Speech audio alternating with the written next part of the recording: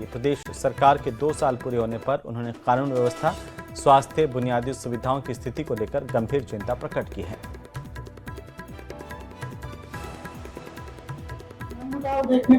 ये हम आपके ऊपर है, मीडिया वालों। आपको मजा नहीं आता जब तक कि कोई मनमुटाव नहीं हो, कोई खबर नहीं आए, आपको मजा नहीं आता है।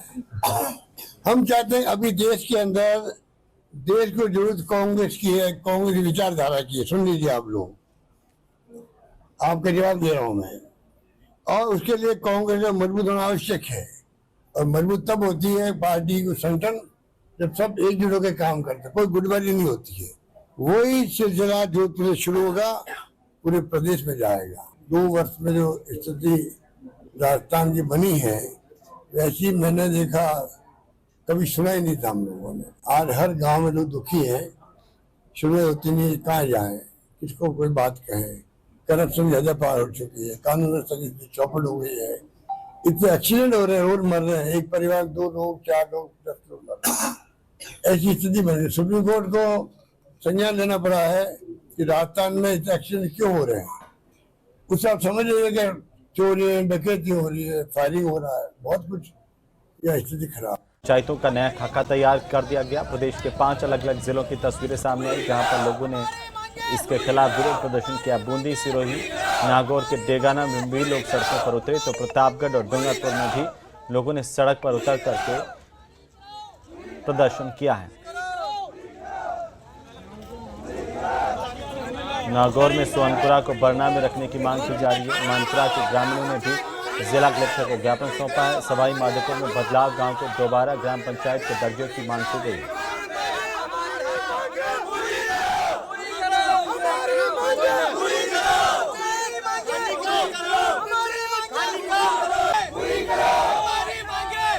जगह खाद देने के लिए जुट गए। यूरिया सप्लाई कम पड़ने की आशंका को देखते हुए किसान समय पर खाद देना चाह रहे थे। बिगड़ी गांव में भीड़ को देखते हुए स्थिति नियंत्रण में रखने के लिए पुलिस भी तैनात करनी पड़ी। टोंक की तस्वीरें हैं। इसके बाद पुलिस निगरानी में खाद का वितरण किया गया। वहीं दूसरी तरफ कृषि विभाग भरपूर खाद होने का दावा कर रहा है, लेकिन ये किसान पता नहीं क्यों इतना लाइनों में लगकर के खाद का इंतजार करते देखे गए हैं।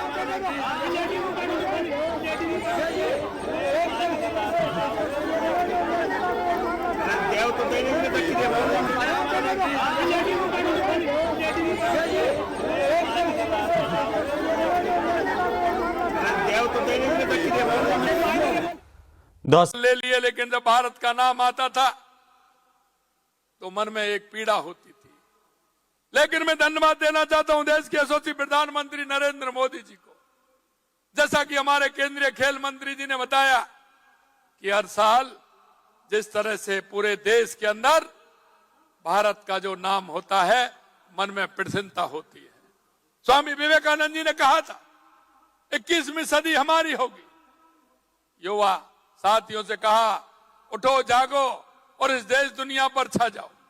हमें पता है कि हमारा युवा जब आगे बढ़ता है तो हमारा देश आगे बढ़ता है। मैं ऐसे युवाओं को मैं बहुत बहुत धन्यवाद देना चाहता हूं।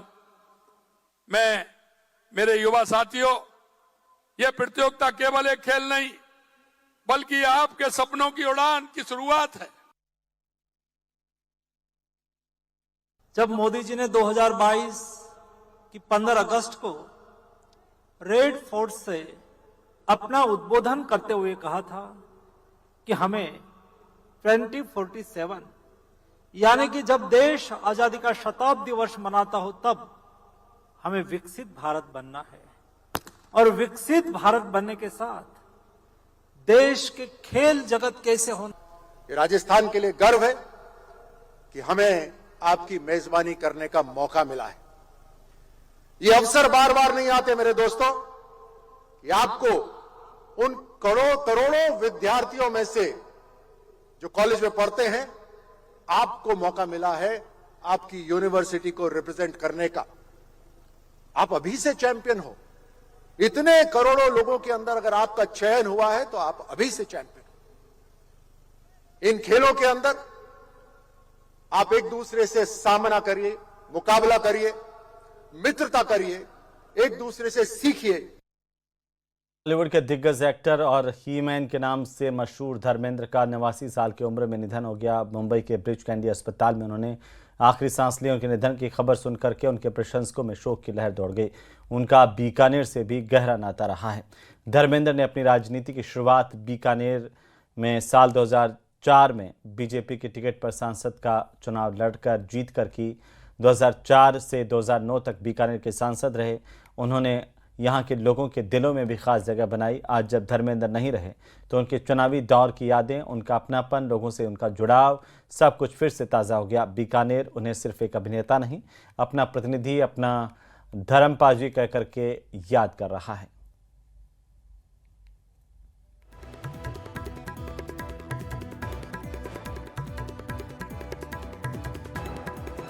कमी तो लाइफ में पूरी हो ही नहीं सकती और बहुत मतलब ऐसे जीवात्मा जो इंसान है इस धरती पे बहुत सदियों बाद एक दो बार ही भगवान भेजते हैं ऐसे जीव को। और बहुत सरल और सीधे जीव थे जीवात्मा।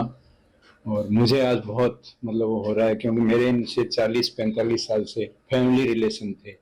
और यहाँ जो स्टूडियो इनके नाम से धर्मेंद्र स्टूडियो, ये खुद यहाँ आए थे, इनोग्रेशन करके गए, सनी गया, इनके बच्चों की शादी में भी मैं गया। वाकायदा मुझे तो अपने बच्चे की तरह वो रखते थे।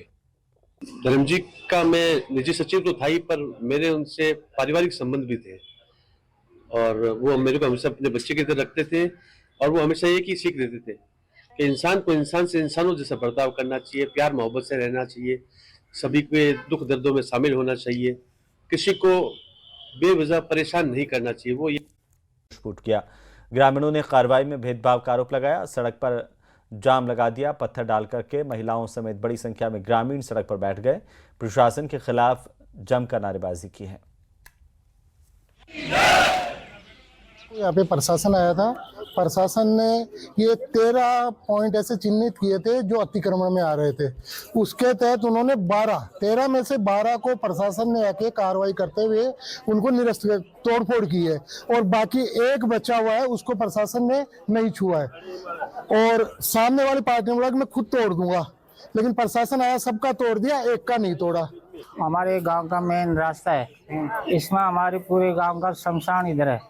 गांव में कोई भी आदमी मर कर जाता है तो लाश को है ना इतने पानी में लेके जाते हैं और बारिश के मौसम के अंदर बाढ़ की तरह जाते हैं।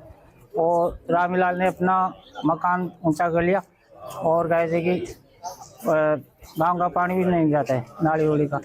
टोंक के निवाई के सरकारी अस्पताल में डॉक्टर और मरीजों के परिजन आमने सामने हो गए। एक चोटिल बालिका को काफी देर तक इलाज नहीं मिला, जिससे नाराज परिजनों का गुस्सा अस्पताल में फूटा। डॉक्टरों से कानसूनी हुई, जिसके बाद लापरवाही के आरोप लगाते हुए अस्पताल के मुख्य गेट पर लोगों ने प्रदर्शन किया, जमकर नारेबाजी की। इधर डॉक्टर अभद्रता के विरोध में कार्य बहिष्कार कर निवाई थाने पहुंचे, मामले की रिपोर्ट दी।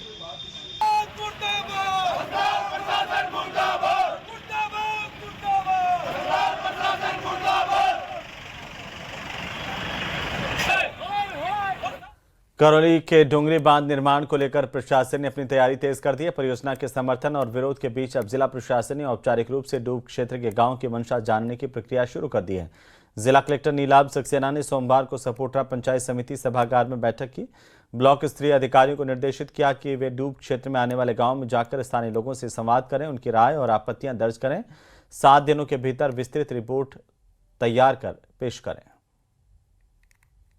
संबंध में जो चर्चा की गई है उसमें हमारे द्वारा जो वास्तविक रूप से जो इसके फैक्ट्स हैं, जो तथ्य हैं, उनको हमने सबके सामने एक बार सभी जनता को, आम जन को बताने के लिए हमारे अधिकारी कर्मचारियों के माध्यम से प्रयास किया है, जिससे कि जो खबरें मीडिया में जा रही हैं या सोशल मीडिया में जा रही हैं उनको दुरुस्त किया जा सके।